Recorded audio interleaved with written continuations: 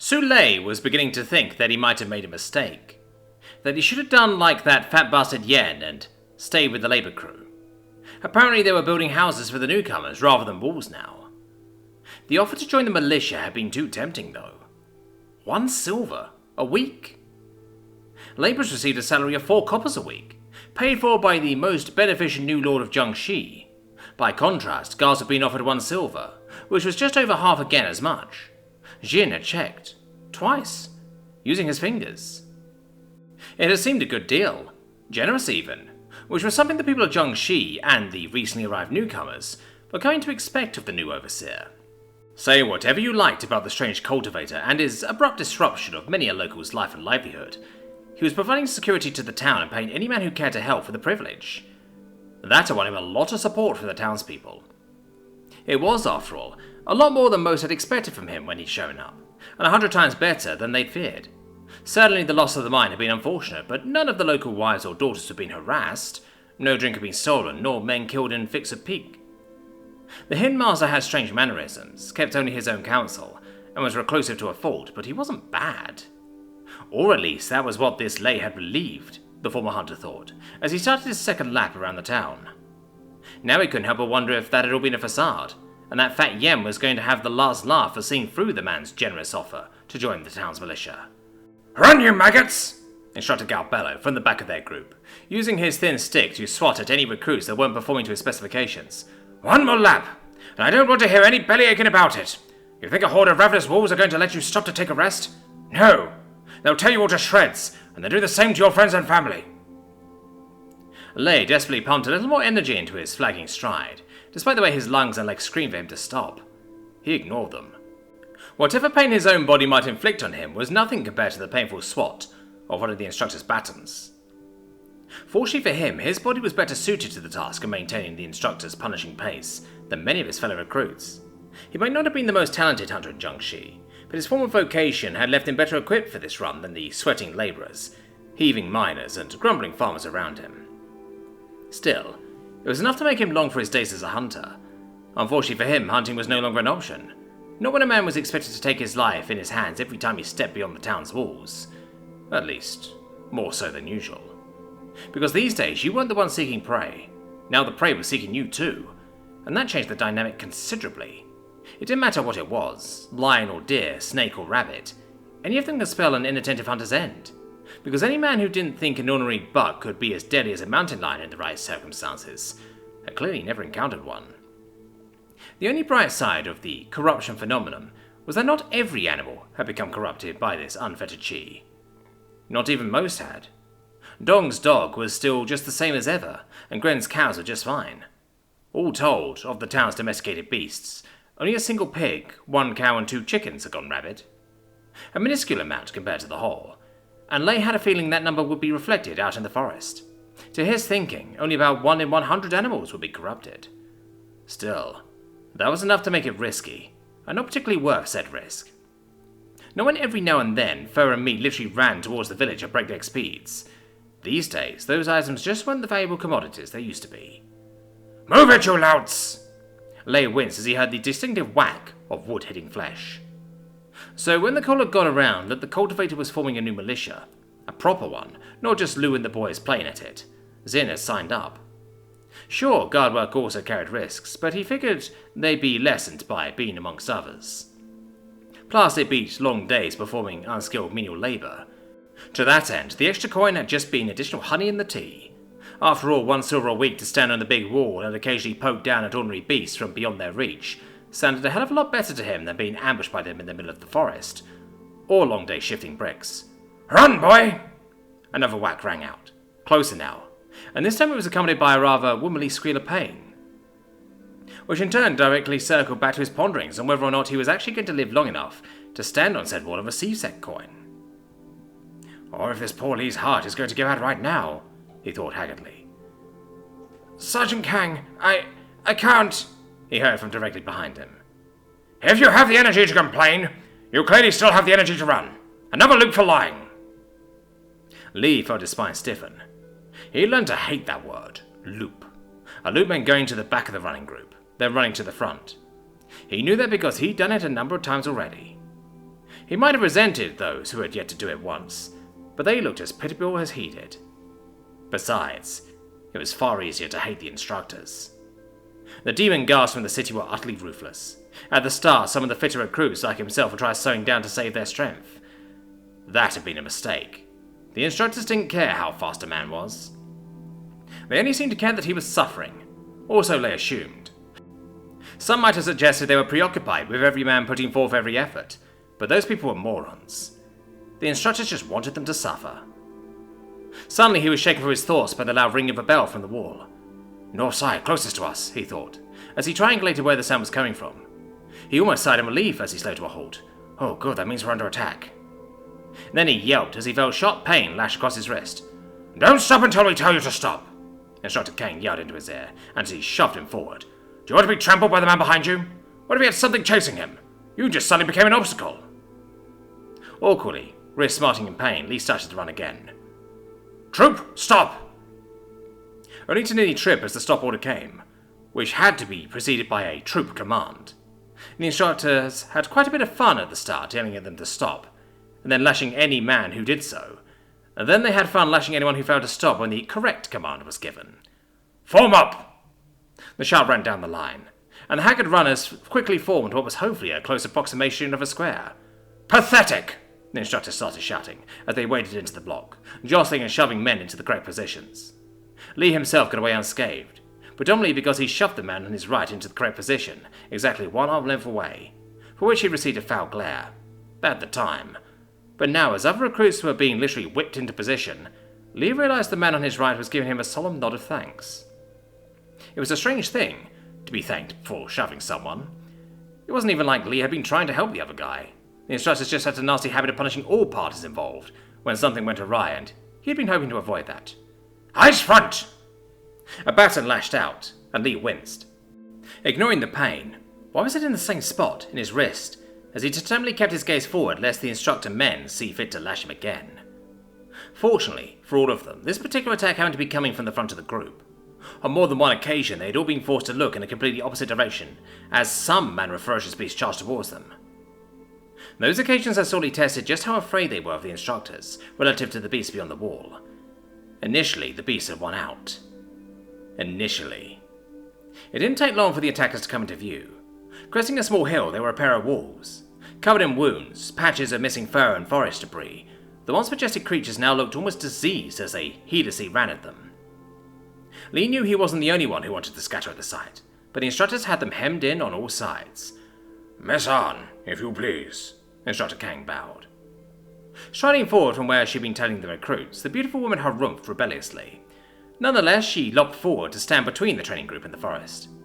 Incredulously, Lee couldn't help but notice that not a single bead of sweat marred her brow, despite the fact that she'd been following them all morning. How is that fair? He thought. Aren't we both Tagakin? Ignorant of his thoughts on the unfairness that was Chi, Guowan was grace in motion as she neatly bisected both charging beasts. Neither blood nor entrails marred her robes, so she deftly stepped aside to let the corpses crash to the ground. Almost instantly, 2 bell tolls rang out from the wall, quickly taken up by their brethren across the town. Not a single dissenting toll answered the first proclamation. That meant the coast was clear. Yen, Mex, Instructor Kang gestured to 2 of the larger recruits. Collect the corpses, then return to us. Yes, Captain. The 2 responded quickly, placing one arm over their breast, as they had been taught. The man nodded, before turning his gaze on the rest of them. Troop, jog!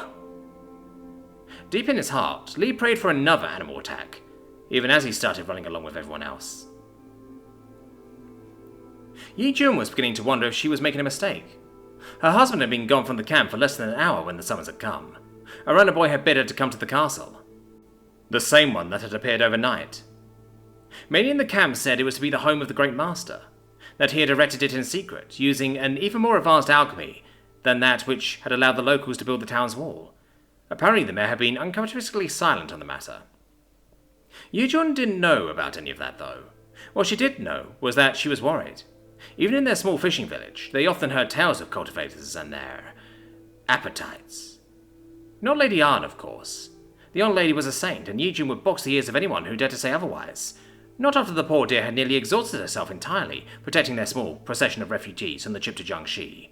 Certainly her husband had done what he could, but he and the other men of the village were of little real aid, exhausted as they were themselves. Though she never dared tell him that. The silly man's pride was all too easily wounded. She was half certain that it was said pride, more than his sense, that had caused him to throw his lot in with Jiangxi's militia at the first opportunity. Her Wei was not a man accustomed to feeling helpless, and she knew how much being forced to abandon their home weighed on him. So if he sought to alleviate that weight and regain some of his lost face from the loss of their home, she would do her best to support him. Even if it means walking into the belly of the beast, she thought, as she eyed the looming castle. Because, according to what she'd heard, the overseer of this town was both a cultivator himself, and male. And while she was no great beauty, her daughter was. Behind her, she had no doubt her Lin was looking up at the great house with undisguised interest, her curious green eyes flashing over the structure in that way they always did when they caught sight of something new. Those same eyes had captivated many a young fool in the years since her Lin had blossomed into a woman, a fact her daughter was more than willing to exploit, as she led the young men of the village around by their noses. Emperors have mercy on parents with beautiful daughters, Eugene thought, as they reached the gathering crowd outside the massive double doors of the mansion. For she was soon to meet a powerful man, and powerful men were dangerous to beautiful women. Something she was not entirely sure her beautiful daughter realized. Nor that said danger went double for male cultivators, for everyone knew that male cultivators were a lusty lot. Why else would they cultivate such great harems? Part of her wanted to dismiss those thoughts as unworthy, that any man who accepted her family in their time of need could only be of the most righteous sort, that the saintly Guowan would never be a student of a man of ill repute. Yet it was hard not to draw conclusions of the worst sort when she glanced around, and saw that the crowd was made up entirely of women and girls. And some boys, she realized, eyeing a nervous young lad clutching at his mother's skirts. That was good, wasn't it? Or was it worse? She pondered. She didn't know.